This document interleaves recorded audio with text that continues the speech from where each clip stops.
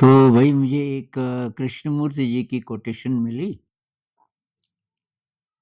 तो जब उनको एनलाइटनमेंट हुआ, तो उन्हें क्या महसूस हुआ? ये कृष्णमूर्ति जी की जो लेटर टॉक्स हैं या राइटिंग्स हैं, तो उनमें तो मिलता नहीं वो एक ही किताब है कृष्णमूर्तिज़ नोटबुक, जो उन्होंने 60s में लिखी थी। अ, उससे तो मिलती है झलक, क्योंकि उसमें वो अपने अनुभवों की ही बात करते हैं कि कैसा-कैसा महसूस हो रहा है। एक छोटा-सा वीडियो मैंने बनाया था कि एक तो उनको दर्द बहुत होता था और अक्सर उसी के बीच एकदम एक्सटेसी की, एकदम ब्लिस की फीलिंग, तो दोनों का वर्णन उसमें करते हैं। लेकिन ये जो मैं अभी बताने जा रहा हूँ, ये उनकी बहुत शुरुआती अ, कोई किताब उन्होंने शायद लिखी थी, एक हल्की-सी, पतली-सी। मुझे याद आ रहा है 85 में मैंने पढ़ी थी वो कहीं, शायद ऋषि वैली में। उसमें वो कविताओं में भी लिखते हैं थोड़ा-सा, कविता करने की उन्होंने कोशिश की, या यूँ कह लीजिए कि वो अनुभव ही ऐसे थे कि वो कविता के रूप में निकले।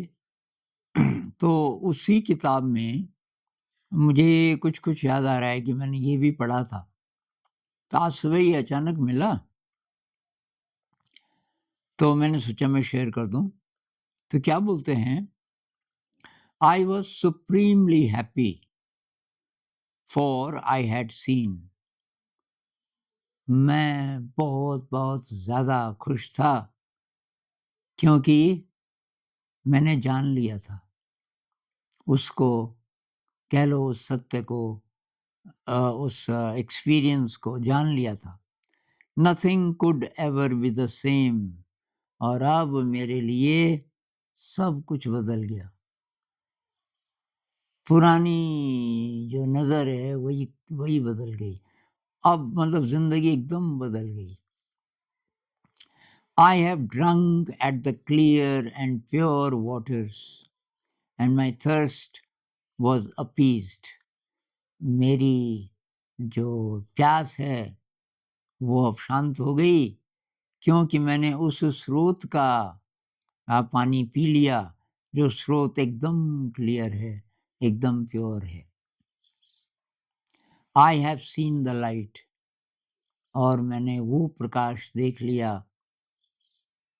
इम्प्लीकेशन शायद ये है जिससे सब कुछ बना, जो एकदम बिगिनिंग में था और जिससे सब कुछ बना, वो light. I have touched compassion, और मैंने उस करुणा को छू लिया, which heels all sorrow and suffering, जो तमाम दुखों को, तमाम कष्टों को ठीक कर देता है। ऐसा कंपैशन। अब कंपैशन से वो क्या समझते हैं, ये भी थोड़ा डिस्कस करेंगे बाद में किसी दूसरे वीडियो में। नॉर्मली कंपैशन का मतलब ये लोग समझते हैं कि दूसरों पे एक प्रकार का प्यार या दया, या ये नहीं है उनका मतलब।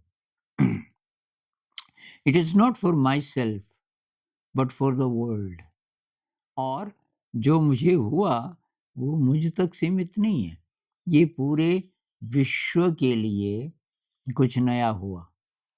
Love in all it's glory has intoxicated my heart, और प्रेम अपनी संपूर्ण भव्यता के साथ, क्योंकि मैंने अनुभव किया, तो मुझे नशा जैसा हो गया। ये मेरे दिल को उसने इंटॉक्सिकेट कर दिया, मुझे नशा जैसा हो गया। My heart can never be closed, और अब मेरा दिल कभी भी बंद नहीं हो सकता। मेरा दिल एकदम खुल गया सबके प्रति। I have drunk at the fountain of Joy and eternal beauty, जो इटर्नल ब्यूटी है, शाश्वत सुंदरता है, और जो आनंद है, बोलते हैं ना सत्यम शिवम सुंदरम, जो गॉड के एट्रीब्यूट्स हैं, तो जो स्रोत है उसका पानी मैंने पी लिया। जो झरना है जॉय का और ब्यूटी का, तो वो मैंने पी लिया। I am God intoxicated. God शब्द का इस तरह इस्तेमाल शायद ही उन्होंने कभी किया हो। I am God intoxicated. मुझे आ, परमात्मा का नशा हो गया। गॉड इंटॉक्सिकेटेड, जैसे परमात्मा ने सारा मेरा एक-एक कोशिका को बदल दिया उस नशे से। I am God intoxicated. तो ये मैं शेयर करना चाहता था आपके साथ। बाकी इसका जो जो भी मीनिंग आप लगाएँ वो तब आपके ऊपर है। लेकिन मुझे बहुत प्रोफाउंड ये कोटेशन लगी और शायद बहुत रेयर, क्योंकि ऐसा वो बोलते नहीं हैं। गॉड इंटॉक्सिकेटेड शायद ही आपको कहीं मिले कृष्णमूर्ति जी की राइटिंग्स में। और मैंने जान लिया, मैंने उस स्रोत का रसपान पी लिया, ये शायद वो यहीं बोले बस।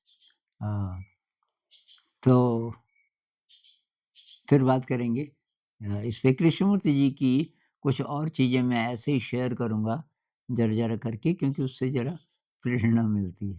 अच्छा, नमस्कार।